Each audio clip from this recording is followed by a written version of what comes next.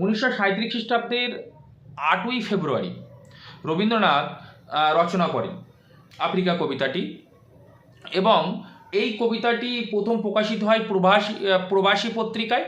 1343 বঙ্গাব্দে এটা হচ্ছে প্রকাশিত হয় প্রবাসী পত্রিকায়।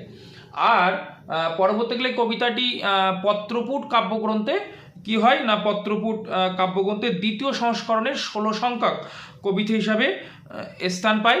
এবং যেটা হয় সেটা হচ্ছে যে পরবর্তীকালে সঞ্চয়িতা, আমার এই পেছনে পত্রপুট সঞ্চয়িতা সবই আছে, এবং সঞ্চয়িতা কাব্যগ্রন্থেও কিন্তু এটা অন্তর্ভুক্ত হয় বা স্থান পায়। আফ্রিকা কবিতার মূল যে বিষয় সেটা হচ্ছে যে বিষয় সংক্ষেপ সেটা হচ্ছে যে আমরা দেখব যে আফ্রিকার মানুষের প্রতি যে সভ্য দাবি করা বা সভ্য বলা মানুষেরা যে কি নির্মম অসভ্য আচরণ করেছে তার একটা চিত্রই আফ্রিকা কবিতাটি। মূল যে বিষয় সেটা হচ্ছে যে 1935 খ্রিস্টাব্দে ইটালির মুসোলিনি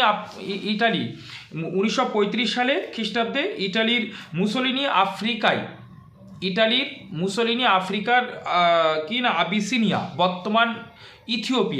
বর্তমানে ইথিওপিয়া আক্রমণ করে। তাহলে কি হলো যে ইটালির মুসোলিনি আফ্রিকার আবিসিনিয়া বর্তমানে ইথিওপিয়া আক্রমণ করে। সাম্রাজ্যবাদের বিরুদ্ধে রবীন্দ্রনাথ কলম বারবার গর্জে উঠেছে। আর এই যে আক্রমণ, এই ফ্যাসিস্ট মুসোলিনির আবিসিনিয়া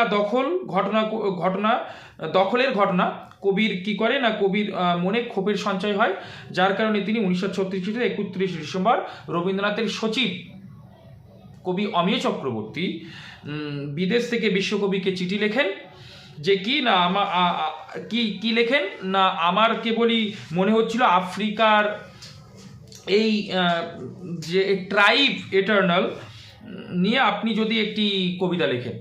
কে বলছেন?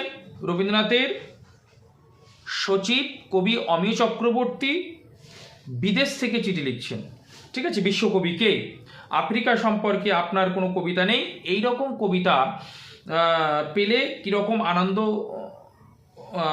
হবে বলতে পারি না। কবি অমিয় চক্রবর্তীর এই অনুরোধ বা চিঠি পেয়েই তিনি এই আফ্রিকা কবিতাটি রচনা করেন। আর যে কবিতার মূল বাণী হচ্ছে, যে কবিতাটির মূল বাণী আমরা যদি টেক্সট বইটা দেখি সেটা হচ্ছে যে ক্ষমা করো। এই যে ক্ষমা, রবীন্দ্রনাথের এই যে বাণী ক্ষমা আজও প্রাসঙ্গিক। লাস্ট দুটো লাইন যদি আমরা দেখি যে দাঁড়াও এই মানহারা মানবীর দ্বারে, বলো ক্ষমা করো, হিংস্র প্রলাপের মধ্যে সেই হোক তোমার সভ্যতার শেষ পুণ্যবাণী। অসভ্য বর্বর সভ্য দাবি করা সেই মানুষদেরকে কবি আহ্বান করছেন যে আফ্রিকার প্রতি যে অত্যাচার, যে নির্মমতা নামিয়ে আনা হয়েছিল বা যে শোষণ করা হয়েছে সেখান থেকে সেটাকে তো ফিরিয়ে দেওয়া যাবে না। তাহলে কি করতে হবে না, তাদের কাছে একমাত্র ক্ষমা চাওয়াই চিরন্তন এবং সৌন্দর্যের কবিদের কাজ।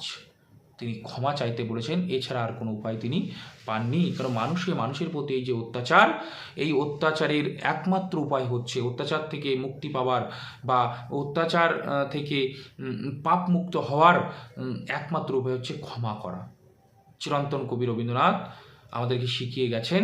এবং যখনই এইরকম কোনো প্রভাব তৈরি হয় রাষ্ট্রে বা ইত্যাদি মানুষের প্রতি, তখনই একটাই পথ হচ্ছে ক্ষমা করা। ক্ষমা না করতে পারলে কিন্তু এই ক্ষত ইতিহাসের পাতায় সারা জীবন থেকে যাবে।